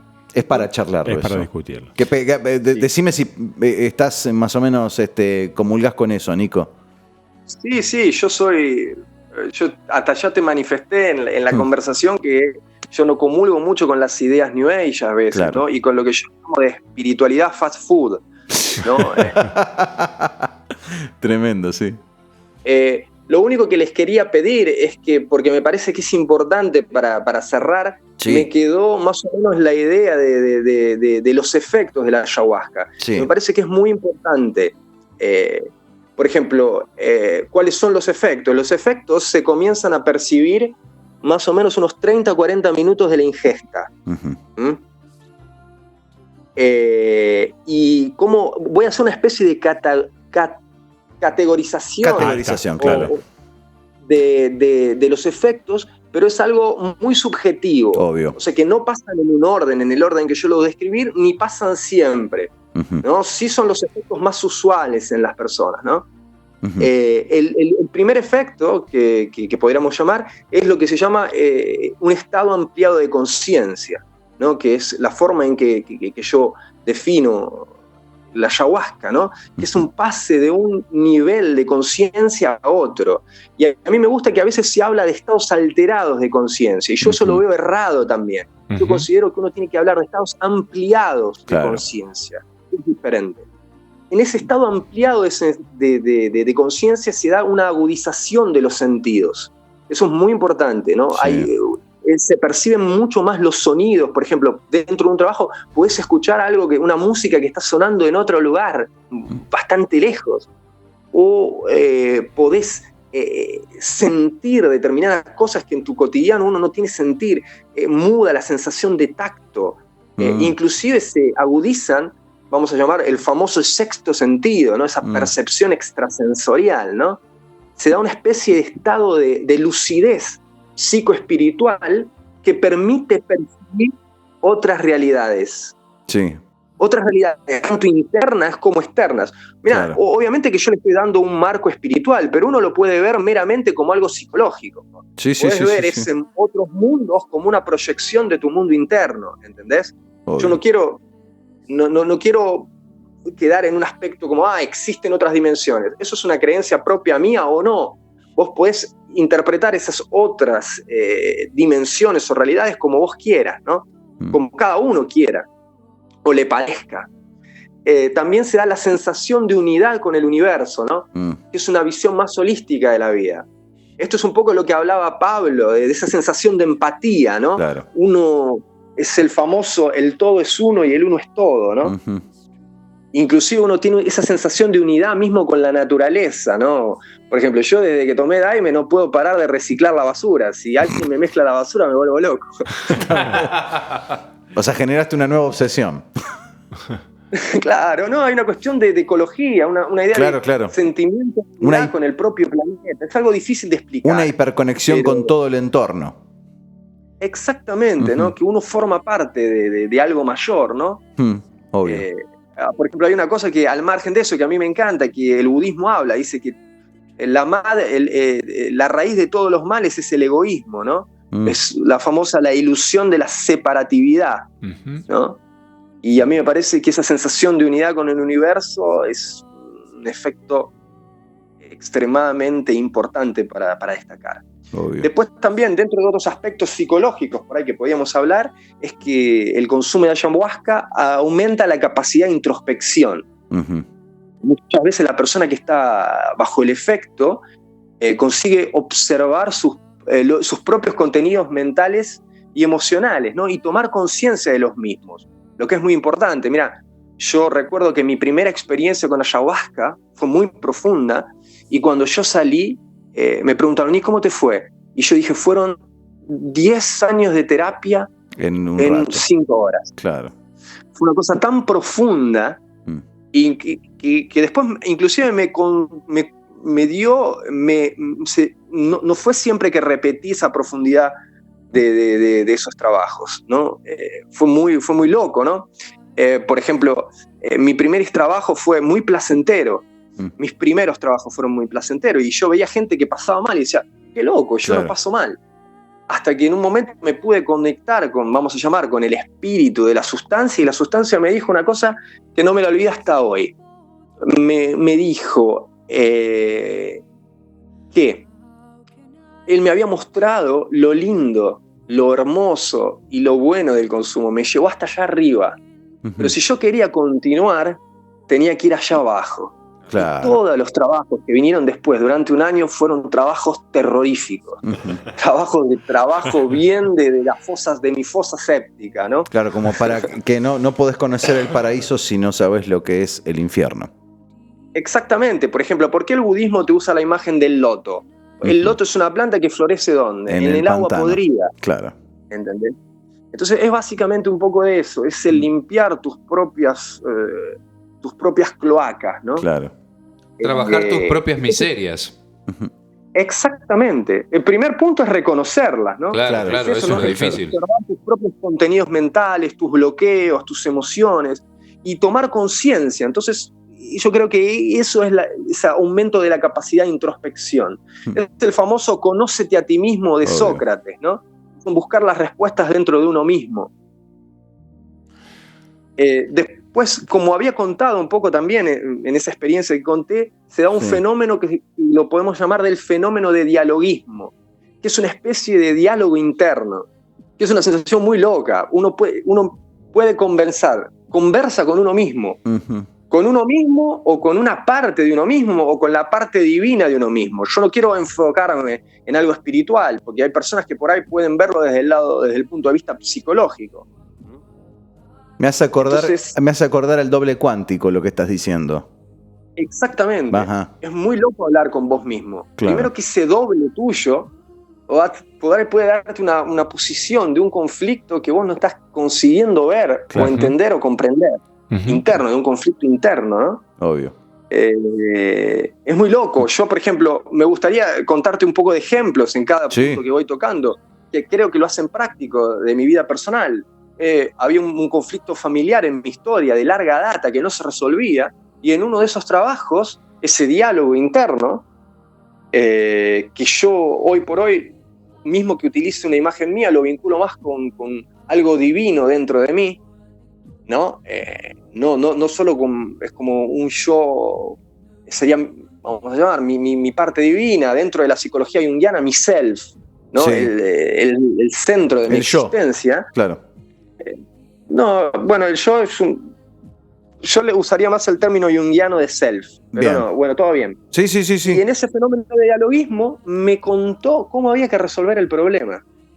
Y yo le traspasé esa forma de resolver el problema a un familiar mío, y fue muy loco, porque una semana después del trabajo, esa persona que hace 10 años no tomaba contacto con mi familia, entró en contacto por teléfono, y pudimos aplicar esa solución, y esa solución fue una cosa que veníamos de años, un conflicto intrafamiliar de años sin resolución, y se resolvió de una manera simple, mágica, por decirlo. A veces es muy loco, los cambios internos se traducen en cambios externos. Una cuestión interna, una energía interna que se moviliza, termina produciendo cambios en el afuera. Claro. Sí, desde ya. Tal cual, es así. Así funciona, sí. Así funcionamos. Después, otro efecto que es muy característico, que vale la pena mencionarlo, es el efecto de purificación. Sí. Se da una purificación emocional, mental, psíquica y hasta espiritual, que es la famosa purga, claro, ¿no? Que dentro del Santo Daime se conoce como peya, que significa pena. Es un proceso catártico, ¿no? Es un proceso, hablando en términos psicológicos, de abracción. Que hay por ejemplo, hay una liberación de una energía vinculada a un sujeto traumático. Es por eso que, bueno, Pablo puede contar eso, que después del término del trabajo uno se siente muy liviano, porque hubo una liberación de libido, ¿no? De una energía fija en un sujeto traumático, ¿no? Por ejemplo, esta purga a veces físicamente se traduce, que es muy común en el consumo de ayahuasca, como vómitos, diarrea, claro, expectoraciones, y que, por ejemplo, que se traducen a, por ejemplo, yo, una experiencia mía, yo estaba vomitando y yo vomitaba una emoción, vomitaba culpa, ¿entendés? No vomitaba algo físico, vomitaba una corporización de la culpa que salió de dentro de mí. ¿Eras consciente entonces, en ese momento? Sí, era consciente en ese momento. Entonces vos por ahí podés vomitar tristeza, podés vomitar miedo, claro, podés expectorar rencor, ¿entendés? Y lo vas poniendo dentro con el consumo de ayahuasca, las barreras represivas quedan mucho más laxas. Entonces permiten que emerjan esos contenidos emocionales reprimidos. Y aparece algo muy curioso, que yo lo creo que es muy sanador, que es la reexperimentación de esos sucesos traumáticos. O sea que eso es lo que posibilita la cura. No es solo recordarlo, es reexperimentarlo. Claro. Y en esa reexperimentación poder comprenderlo y asimilarlo. Por ejemplo, en una de esas primeras experiencias que yo tuve una miración, que ahora ya voy a explicar lo que es la miración, que veía mi vida como si fuese una tablet. Y había diversos íconos. Cada vez que yo tocaba uno de esos íconos, me transportaba a un suceso traumático de mi vida, de mi infancia, generalmente. Entonces, ese suceso ¿Vos lo veías de esa manera? O sea, vos lo veía visualmente. Wow. ¿Entendés? Yo tocaba la tablet, el icono, y me transportaba a ese tiempo de mi infancia y vivenciaba el hecho traumático, lo entendía con la cognición de una persona de 30 y tantos años y lo conseguía reelaborar y sentía esa liberación de energía que estaba presa ahí y el efecto terapéutico. Qué flash. Por ejemplo, yo durante un tiempo hice un posgrado en hipnosis clínica. Y en hipnosis clínica se ve mucho eso, no es solamente identificar el conflicto, sino es traerlo de vuelta y resignificarlo. Hacerse amigo de eso. El componente traumático. Claro. ¿Entendés? Es muy importante la resignificación del trauma. Si no, esa fobia que puede salir de un lugar, si vos solamente la conocés y la eliminás, sale por otro. Va a encontrar siempre el camino. Lo reprimido siempre tiende a salir y a manifestarse, siempre empuja por salir. Después, otro de los efectos que se da es la idea de la reconexión con lo divino y lo sagrado.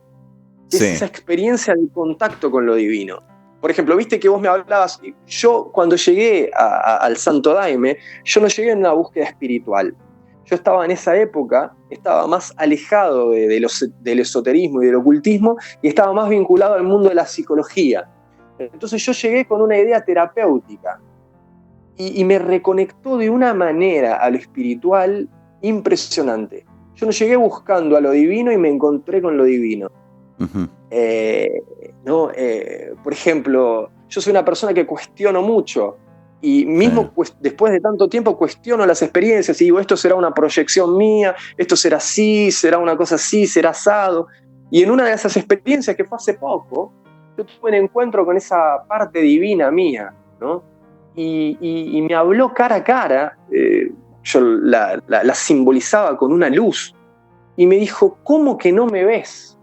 Mirame, sentíme, reconoceme, y yo lo tenía adentro, y yo lo sentí eso divino, que yo me cuestionaba a veces, ¿será una proyección de mi psique? ¿Será y fue una experiencia tan marcante, conversar con lo divino dentro de mí, sentir lo divino dentro de mí, que es esa reconexión, ¿no? Reconexión con la fuente, por ahí con un estado medio primordial. Por eso a mí me gusta mucho la idea de la ayahuasca como un cordón umbilical, ¿no? Esta idea de la soga. Es un cordón umbilical que une. Que te conecta con lo primigenio, con lo ancestral. Exactamente. Sí. Me falta una. Las miraciones. ¿Qué son las miraciones? Las miraciones son visiones, ¿no? Son una especie de sueño lúcido que se presenta. ¿Qué es esto que te contaba de la tablet, de tocar y de transportarse, ¿no? Y que esas miraciones siempre tienen un propósito, no son casuales. Te llevan que eso es también lo que hablábamos de la posibilidad de interpretar, la capacidad de interpretar esas miraciones, porque muchas veces son simbólicas. Y yo hago una clasificación medio básica de las miraciones que pueden aparecer para tener una idea, que son las miraciones cotidianas, que por ahí son las que te muestran cuestiones éticas y morales de tu día a día, ¿no? Uh-huh. Como que, por ejemplo, dentro de la psicología es una especie de resto diurno. Por ejemplo, qué sé yo, alguna cosa ética que vos estás un poco incómodo internamente y te muestra una situación de tu vida cotidiana. También hay miraciones arquetípicas, que, por ejemplo, ahí puedes tener una visión de un plano espiritual, de seres míticos, de dioses de diferentes tradiciones, que en realidad están más vinculadas a una cosa de inconsciente colectivo, ¿no? Y son más un elemento simbólico. Y después tenés también las miraciones reveladoras, que son el famoso insight, ¿no? Que es como una comprensión súbita de un problema y la solución del problema. Como una epifanía. Exactamente, ese problema intrafamiliar que yo había vivenciado. Y por último tenés miraciones proféticas, que también existen muchas personas que han visto hechos de su futuro que en el corto plazo se cumplen. Entonces, en realidad es un universo, el universo de la ayahuasca es maravilloso y tiene muchísimas cosas para investigar. Obvio. Y yo creo que tiene muchísimos usos en psicoterapia. Sí. Y bueno, ojalá que en algún momento exista un uso responsable y relacionado a las psicoterapias, ¿no? Obvio. Y bueno. La verdad, Nico, increíble. Gracias por habernos contado y habernos desasnado en todo impresionado. este aspecto ayahuasquense, ¿está bien dicho? Ayahuasqueño. Te voy a contar una infidencia, Nico. Dejar callado a estos muchachos. Sí, es difícil. Sí. Con lo cual, créeme que has hecho un gran trabajo, Nico. No, pero aparte, yo creo que has dado un servicio muy importante. Sí, totalmente. Porque mismo nosotros en nuestro interés banal, si querés, de llenar un espacio en un programa y hablar con un muchacho que hizo, tenerlo en el consciente de uno como un muchacho aventuroso, hizo 3 o 4 trabajos de ayahuasca, venía a contarlos. O aparece Pablo, que sabíamos que había hecho, había tenido la experiencia y venía a contar tu aspecto. Pero de ahí a tener en cuenta el origen, los significados, la simbología, la liturgia detrás de eso y principalmente los riesgos que puede revestir esta práctica, me parece que es una aclaración que vale oro, porque todos nosotros creo que en algún momento de la vida queremos jugar a ser aventureros y meterse en camisa de 11 varas, puede resultar peligroso. Pero el oro nos lo va a enseñar a hacer en el próximo. A transmutar el oro. Quedaste comprometido, Nico. Yo les agradezco, la verdad que para mí fue algo lindo tener un espacio para hablar, para contar un poco de mis ideas o la forma que yo entiendo la ritualística de la ayahuasca. Uh-huh. Y bueno, soy muy agradecido. No, fantástico, La ultra verdad, completo y increíble. Y la verdad es que reitero lo que dije antes de lo importante que es todo esto que vos describís. Lo único que queda para decir es gracias, Nico. Sí, la verdad. Gracias a ustedes por el espacio. No, por favor. Gracias a ustedes por el trato, por la empatía.